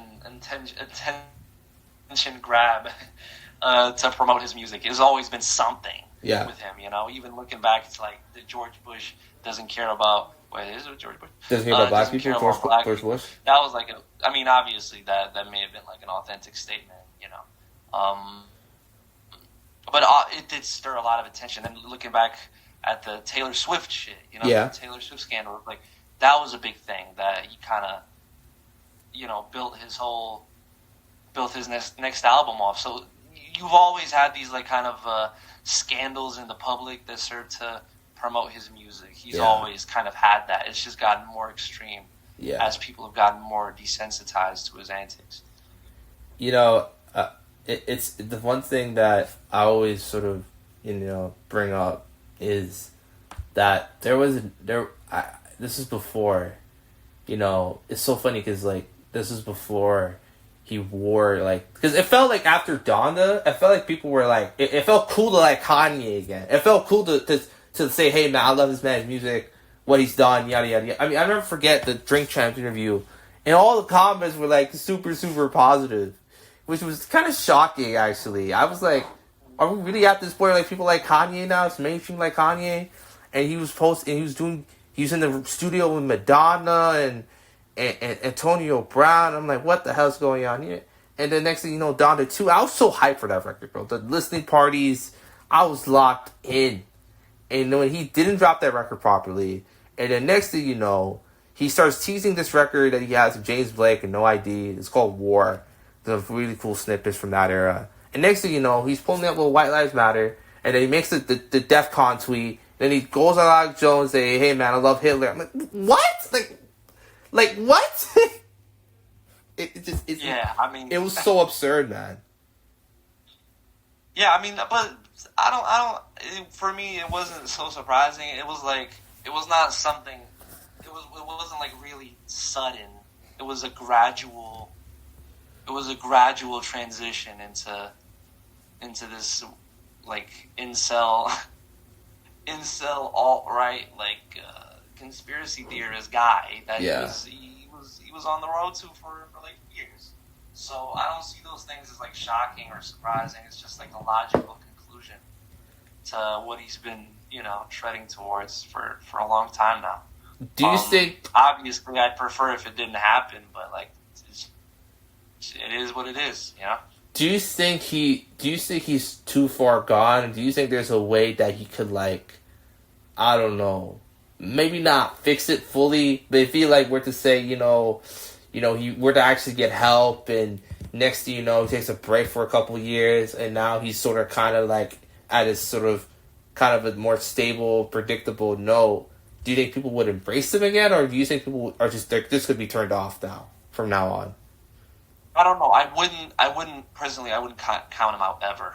We've seen them before. Like these conversations were being had when he was wearing the Trump hat, and now that it's gotten more extreme, and obviously you saw like a return. You obviously, as you said, people respected him. People liked him again. Donda sold like 400K first week. Obviously, this is a lot more extreme, but in like 2025. In this like extreme ass era where everything is extreme. I don't know because things are so different now. We've never been in a time and place like this. Yeah. This is like something we've never seen before. So I couldn't tell you honestly. Okay. Yes, I can't predict. I can't, but I wouldn't count him out if I'm being honest. Okay. That's interesting. That's a very interesting take. Do you think... I was thinking about this recently. I'm like... Do you think that, like, nostalgia bias is a big problem in hip-hop? Because I really feel like it is the biggest problem in hip-hop. Where a lot of... Like, think about the top 10, top 15 rankings of all time. Almost all of those dudes, besides, like, you might see a Kendrick... You might see maybe an Andre 3K, maybe even a Pusha T. I feel like now he might be entering that conversation. Do you think, like, there is a nostalgia bias problem, or do you think that's just the way hip-hop is? How do you feel about that? Yeah, I agree with you. I mean, nostalgia bias... The thing is... Okay. The thing with hip-hop is, like... I don't know how to put this. Hip-hop is different from other music genres because it obviously has cultural ties and cultural roots in one specific community, right? Yeah. And the way hip-hop was set up before, there was, like, more of a... like respect and appreciation for like spreading positivity and like staying true to your roots and like certain rhetoric that served to like empower the hip hop community and the hip hop community only, and that's something that's sort of like gotten lost, I'd say, over the years. You know, you don't have that on the same scale. So in a sense, that's something that you're never. I mean, maybe, I don't want to count anything out, but you're not going to be able to replicate in the same way again. So in that sense, I could see why somebody would say, okay, this top 50 is comprised of like 40 people who are like from the 90s, 5 people who are from the 2000s, and like 3 people from today. You know, I understand why somebody would do that. Okay. Now, as far as like sonically and like the art of making music and what rap music has become, I think the newer generations deserve a lot more respect. I don't feel like people give new rap the respect it deserves at all. I feel like there's this kind of inherent distrust and bias towards anything that sounds like new, and you know. More of rose-tinted glasses when it comes to anything that sounds, you know, old school and golden era. Yeah. Now, obviously, you know, the reasons are what I said, but I just wish there was like more of a appreciation for newer rap amongst purists and old school enthusiasts. Okay. That's a really good answer. So. Now, who you think is the GOAT of hip hop? Not right now, but all time. Who do you think it is and why? The GOAT? Yeah, GOAT. Yeah.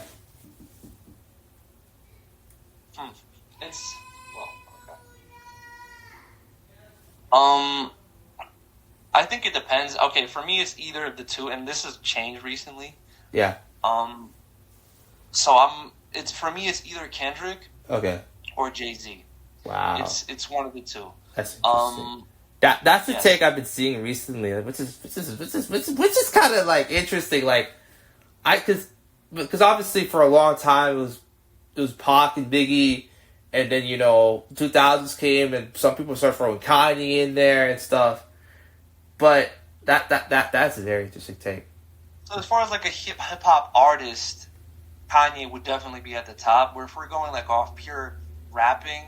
Yeah. And like the skill of the craft of rapping. Yeah. Well, if I'm being honest, I think pound for pound, Kendrick Lamar is the best rapper ever. Okay. Like rapper, off rapping ability, I don't think it's even a question. I don't think anyone is close. All right. I feel like he's the most well-rounded. He's Michael. Like, you're not gonna compete with Kendrick. That's just interesting. I've been hearing a lot of like, but my thing with that is like. No, here's the thing. If this was like 3, 4, 5 years ago, I would have absolutely agreed. I was arguing that he was a GOAT from like Damn era, and it's just now people. It's not from if you put me from back then and put me in right now, it's people just now realizing they're not catching up. But for me, I look at it a little differently. I think I look at the root of hip hop as sort of the answer to it. I think someone like Gil Scott-Heron. You ever Gil Scott-Heron? Yeah, familiar with the name. Okay. To me, he's the greatest artist ever, actually. Because you look at the stuff he was doing with Pieces of a Man, with Winter in America. Those are to me most politically charged records ever. Every word that he was saying was facts. Like genuinely, he would literally like, the thing about him was like, he would literally just be he'd just be riffing. He'd be talking, and then he would transition it. He would be singing, then he'd be kind of rapping. It was super unique, and it was like he kind of invented hip hop, and he invented neo soul in a way. A lot of artists now, they're now diving into that now. So that would be my answer. Now, pure rapper, I mean, I would say maybe Q-Tip from Tribe Called Quest. I always liked him. Then I got. You think he's better at rapping than Jay-Z and Kendrick Lamar? I'm not saying he's better, but I'm just saying preference, right? On pure rapping, I would say Jay-Z, then Nas. Okay.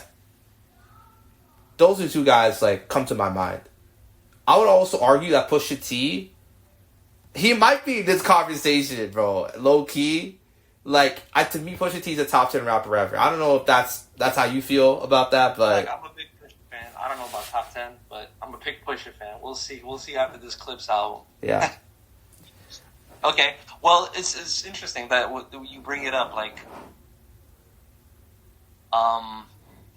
So that's sure, Jill Scott Heron was super influential to the start of hip hop, but should we really pigeonhole the genre to its origins to say the first guy who did it was the best ever? I don't subscribe to that idea. You wouldn't say fucking, I don't know, whoever was the best. You wouldn't say Bob Cousy is the best basketball player ever. I would say it's interesting you mentioned Bob Cousy, because I would say that to me, because my goal in the NBA has changed quite a bit. Oh, bro, don't tell me it's gonna be Bill Russell or some shit, bro. Alright, so back in the day. So this is back in the day. I don't know why. I thought Magic was the goal back in the day, right? I don't know why. Right? We're just trying to be different, bro. Nobody thinks Magic is the goal. This is what was a really casual fan, right? I don't know why. I don't know. His play style just captivated me. Then LeBron kind of 2016. I'm okay, this might be the guy. And then after the last set, I'm okay, it's clearly Jordan. And then more time goes on, and I see this the NBA, discourse is so toxic and rotten in general. Is there really a go? It feels like different people have different preferences to different things. There's a really cool YouTube series where by this guy called YouTuber called Clayton Crowley. Have you heard of him? No. He does this GOAT series. It's really well made. He essentially says there's 8-9 guys that have a case. Not to say this guy has the best case or whatever, but 9 guys have a case to be the GOAT. So you mentioned LeBron. That was probably his most popular video. Jordan, obviously, that he took more of a cultural look than pure play, because everybody's just going to default to him. His Bill Russell one was really interesting because he made a point about, the standard of winning, right? And I know people are going to say, well, there's 10 teams, and I'm I look at it I look at at the NFL level, right? The NFL. Everybody says Tom Brady's going to go 7 rings, and I disagree on that only because that it sort of takes away what he did on the field, possession by possession, game by game, season by season, right? I really value, to me, is that did you redefine something that wasn't there? That's how I view it. That's sort of the dilemma. How do you balance the influence those people had in their respective eras? Yeah. And how do you balance that with pound for pound ability and skill? Yeah. Because obviously, if you were to put LeBron back in Bill Russell's era, they would fucking they would fucking hang him at the stake for witchcraft. It wouldn't be even a competition. But obviously, those people ushered in a new era of basketball and changed the sport from the ground up. So the combo when deciding who the GOAT is really about weighing that against pound for pound greatness. Okay. And to just go back to my Kendrick Lamar and Jay-Z selection, I feel Kendrick Lamar best pound for pound, and as far as what Jay did for hip hop and what he represented, what he stood for, the whole Rock Nation, the family, the whole era. Yeah, it's hard to beat. It's hard to beat. It really is.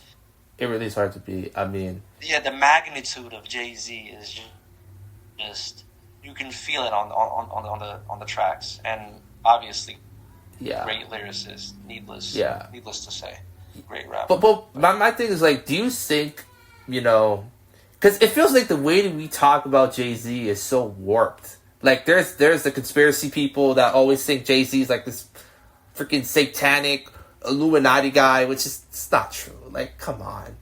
But there's another aspect of like, oh, Jay-Z's he's this selfish corporate prick doesn't care about the streets. So like it feels like the way we talk about him is so warped. Like, why do you think that is? And how do we fix that? Well, again, it just sort of goes back to like, especially with the internet era, the biggest guy is always going to face criticism. Like, like right now, Kendrick, like, there's so much Kendrick hate going around, and for what? Like, he's corny. Like, his fans are corny. Like, that's not a valid reason to mass hate on somebody, bro. There has to be some kind of like moral objection or like an actual issue, like people have. And I feel like the shit with Kendrick Lamar is like, oh, you're not perfect. Okay, I mean, you're kind of a hypocrite. I mean, bro, if that's the standard, then I don't know. People like Drake should have been packed up a long time ago. I think there's a take that I saw that about those three guys that was very interesting. That I don't know if I agree with it fully, but I understand where people are coming from. It's like, Drake kind of tells you who he is, right? So either you're Drake cool with that or not. Drake is openly a piece of shit. He's openly like this asshole, like right. I mean.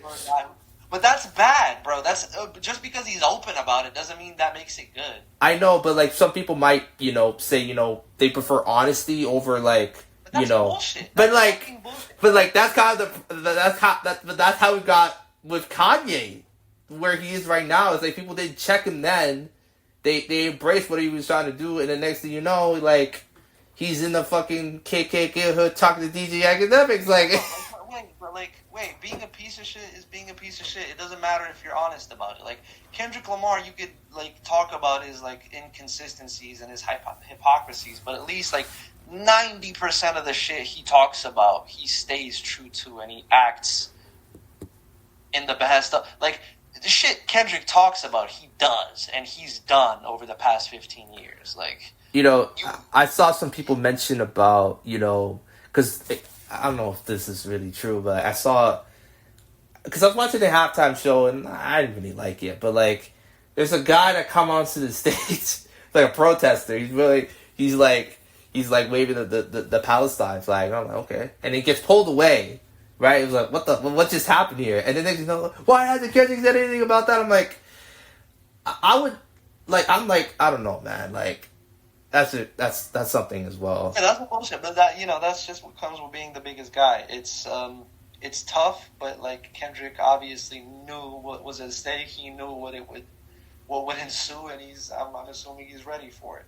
And listen, people hated on GNX, but I expect the next album to be even better. And I like GNX. I didn't think it was like a classic or anything, but I think it was a good album. And yeah, if there was like stocks you could place on rappers, if there was a stock market for culture and rappers, I'd put a lot of money in Kendrick Lamar. Okay. Put a lot of money in Kendrick Lamar. I also think some of my sort of I start moving away when I start seeing certain Twitter accounts just shit on everybody else that's not Kendrick. It kind of pissed me off. Like, come on now, like, and it's so weird because like. The one thing that kind of confused me was like when Lil Wayne album dropped, right? It wasn't good. Yeah. I see Kendrick fans celebrating what? Like, I understand. Like, did Lil Wayne get a little overboard about the whole halftime show? Like, yeah, but like this is Lil Wayne we're talking about. His whole fucking catalog is like his mixtape catalog is worthy of a halftime show. Let alone his records back in the day when he was actually like, that guy. So I feel like. I don't know, man. I feel like it's so weird because, again, you know, Joey Badass, he had that whole beef with the TDD squad, and that was funny. But you know, people talking about, oh, you know, Joey has no shot against Kendrick. I'm like, I mean, people said the same thing about, you know, Mike Tyson, saying no, it was going to be Mike Tyson, then someone beat Mike Tyson, and next thing you know, he wasn't the same after that. So I don't know, maybe it's a different type of thing. I'm going to tell you right now, there's no chance, there's zero chance Joey Badass could beat Kendrick Lamar in a rap battle. And it's not because of pure rapping ability, even though I do think Kendrick is a better rapper. A rap battle isn't about like the amount of wordplay you can do or the entendres or like the lyrical complexity. That's not what a rap battle is about. Rap battle is about, it's psychological warfare. It's like understanding what to attack. Yeah. And how to like destroy your opponent. So a guy I think could compete with Kendrick actually is Pusha T. Yeah. And that's not because, you know, he's great technical ability. Yeah. It's because you can sense there's a side of him, like, he's kind of evil, you know? He has that, like, kind of... Kendrick and Pusha T, they both have that. They have the ability to go there, and the ability to go there is what it takes to really, like, destroy your opponent when it comes to the rap battle. Like, looking back on the Drake beef, I don't think there's a way Drake could. There's not a single way Drake could have won that shit. He's just not made for that. He's just not good enough for a guy like Kendrick. But do you think, like, because there was, because here's the thing, right? I always felt like that beef felt kind of like WWE, like, you know. I don't think, here's my take. I don't think Kendrick hates Drake the way that we think he hates Drake. I think there's definitely a dislike. I think Pusha T hates Drake. Okay? I think Kendrick doesn't really hate Drake the way we think he does. I think if they were ever to bump into each other 10, 15 years from now, I'm not, like, are we going to act like they're going to start fighting on the spot? No. It's going to be like Jay-Z and Nas. They might reconcile. They might do the, like, Jay-Z Nas thing later on. We don't know what's going to happen, but as far as, like, what's at stake, in this rap beef, I feel like it's a lot bigger than any rap beef before, especially like Jay-Z Nas isn't shit compared to this. This is like cultural warfare. This is like two ideologies in hip hop, you know, coming to a standstill. It's like we've never seen something like this before. It's much deeper than just a rap battle. Yeah. But yeah. Do you think something like I gotta go in like 5 minutes, just like all right, okay. So now we're heading towards the end of the interview, and I'm gonna do a little Q&A, like Drink Champs, right? You cool with that? Okay. All right. Yeah, sure. All right. Okay. Kendrick Lamar or Kanye West? Kendrick Lamar. Okay. Wow.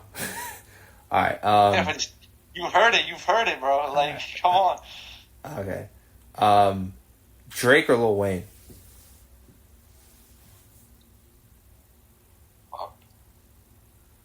Huh? Oh, this is tough, man. I'm going Drake. Okay. All right. Yeah. Okay. Tupac or DMX? Tupac. Okay. All right. Jay-Z or Nas? Jay-Z. I'm going Jay-Z. Okay. Pusha T or Mos Def? Pusha T. I like Mos Def, but all right. Pusha T, I just suits me and my personality better, I feel. All right. Okay. Clips or Mobb Deep? Clips. All right. Okay. I love Mobb Deep. Clips is just that's a good comparison. But Clips is just crazy shit. They make crazy stuff. Okay. A$AP Rocky or Travis Scott? Travis Scott. Okay. Interesting. Pharrell or Timbaland? Nah, bro, that's impossible. If there was a drink, bro, I'd drink right now. That's like... You have to pick one. Man. As like an artist or a producer? You could... Overall. Overall, I'd say Pharrell because he's like also like gone into fashion and he has his like own music that's done really well. So overall, I'd say Pharrell. Okay. more of an influence on the culture. You know? Okay. 50 Cent or T.I.? 50 Cent. Okay. All right. Playboy Cardi or Lil Uzi Vert? Cardi, 100% all day. Not even close. All right. Okay. Not even close. 21 Savage or Denzel Curry? I'm going Denzel Curry. Okay. Even though it's closer than people would give it credit for. Yeah, I'll say that as well. Billie Eilish or Lana Del Rey?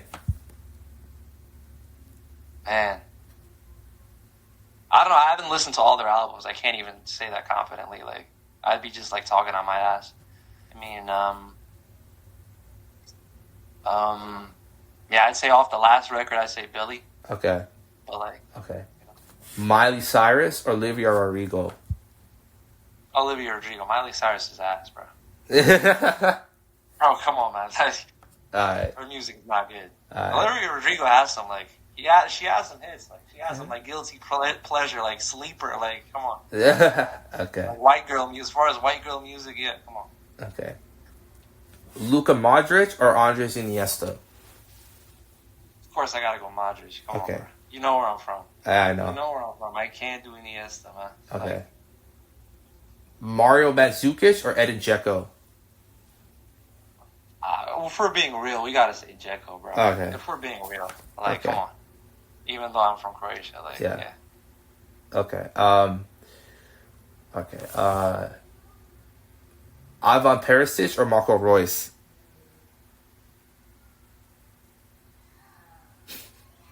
I mean, peak, obviously, Royce was better, right? Yeah. But the longevity, like, bro, Perisic is playing his best football at 35. Like, That's crazy.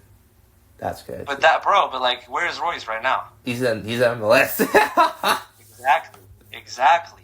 Yeah. So, yeah, I don't know if, like, bro, we're talking about World Cup, we're talking about national team. I'm going Perisic, bro. I don't give a fuck. Okay. All right. Beyonce or Prince? You gotta go Prince. Okay. Jadakiss or Styles P? Oh, Jadakiss. I like the way Jadakiss raps better. Yeah. Jadakiss rap. He's just a better rapper. Yeah. All right. The Game or Ice Cube? Ice Cube. Okay. Big Sean or J. Cole? J. Cole. Oh my God, bro! Don't get me started on Big Sean. Nah, that's J. Cole 100% all day. J. Cole is actually underrated. Right now, J. Cole underrated as fuck. Yeah. Right now, yeah. Okay. All right. Pascal Siakam or Chris Webber? I mean, Chris Webber's like a 10-time All-Star? Can you even Yeah. Obviously, Pascal Siakam has had more championship success, but I feel like you still have to go Chris Webber at this point. Right. We'll see how Siakam caps his career off. Yeah. But yeah. Okay. LeBron or Jordan? Man, what are you asking me? The best of all time? Yeah. Who do you think's better? Well, pound for pound, I think LeBron is the better player. But as far as overall greatness and balancing that with yeah, you gotta go Jordan. Even though I'm the biggest LeBron dick eater, I gotta go Jordan. Okay. It's just you can't even make the argument anymore. Right. It's just his career was so fucking perfect. You can't. Yeah. Okay. Kobe Bryant or Zinedine Zidane?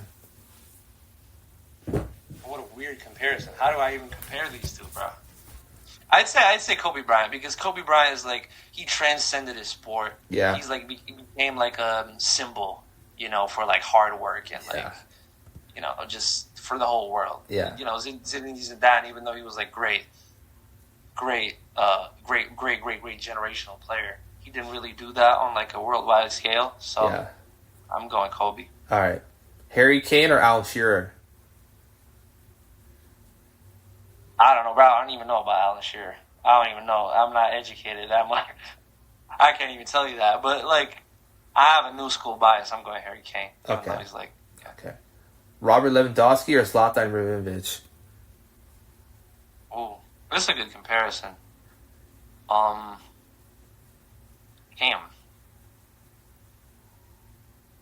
Interesting. Like you gotta go. I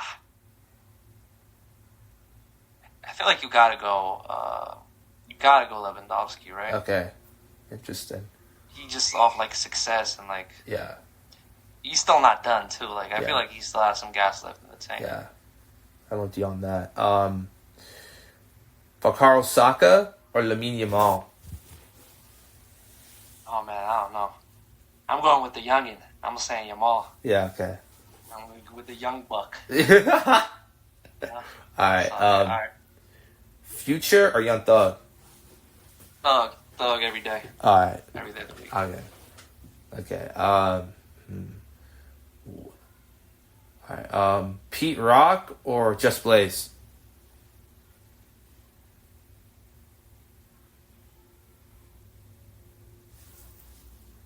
Damn. It's tough. This is like 90s versus 2000s. Yeah.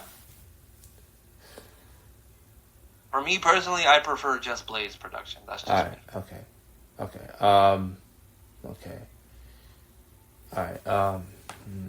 Sick. All right. Bryson Tiller or Robin Thicke? Bryson Tiller. Come on. Okay. Where the fuck even is Robin Thicke? You had to listen to his old stuff, bro. His old stuff's actually really good. You had to listen to that. I don't know. All right. Well. Okay. Justin Timberlake or Britney Spears? Justin Timberlake. Okay. I like that first album. Yeah, Justified. Yeah, that's a great record. Yeah. Michael Jackson or Frank Sinatra? Oh, Michael Jackson. Come on. Okay. All right. Megan Fox or Millie Bobby Brown? I mean, what do you? I'm saying Megan Fox. I don't even know what it's about. Like acting ability. I don't think you're asking me about the acting. I'm going Megan Fox, bro. All right. Okay. Yeah. Okay. I think everybody here is going Megan Fox. I don't even think that's a conversation. Okay. Haley Steinfeld or Amy Adams? I don't even know who the fuck are these people. These are actresses. You know what? Like Amy Adams? Yeah. Oh man. I gotta leave you after this one. Alright. I'm gonna look where Amy Adams is. Alright. Yeah, I don't know, man. I'm not going with Amy Adams. I can tell you that right now. Okay. The Weeknd or Frank Ocean? Oh man.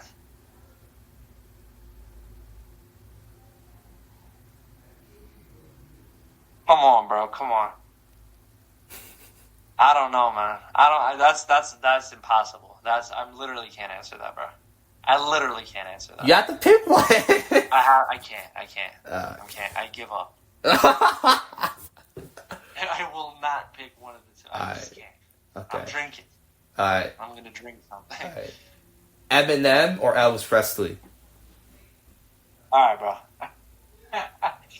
Yo, I'm going Eminem. Alright. Okay. Yo, bro, I gotta go. I gotta go. Okay. Yeah. Just two more, okay? Two more? You got two more? Alright, two more. Come on. Okay. Quick fire. Okay. Yeah. Schoolboy Q or J-Rock? Schoolboy Q. Alright. Last one. The Last of Us or GTA? GTA. Okay. Thanks, bro. Thank you for coming on. We had a really great conversation. I didn't think you would say yes. I don't know. I'm a bit of a kind of imposter syndrome type of vibe with this type of stuff, but man, I really appreciate you coming on. So yeah, bro, just keep doing it. Keep getting better. Like hopefully at one point you do the face cam stuff, and I'm sure your production will get better. You start doing the thumbnails and shit. I'm sure you can do it. Yeah. Just keep going. Yeah, thanks, bro. See you, man. Yeah, thank you for the convo. Yeah. Thanks. Thank you. Bye. All right, bye. That is another interview, another episode of Renegade Podcast. Hope you guys enjoyed. See if I enjoyed this one, putting this one together. See you guys next time.